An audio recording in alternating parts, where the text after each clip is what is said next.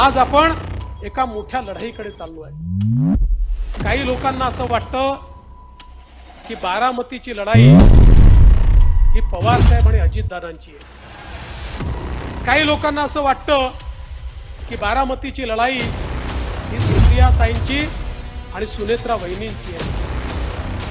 न ही लढाई पवार साहेब अजितदादांची आहे, न ही लढाई सुनेत्राताई सुप्रियाताईंची आहे।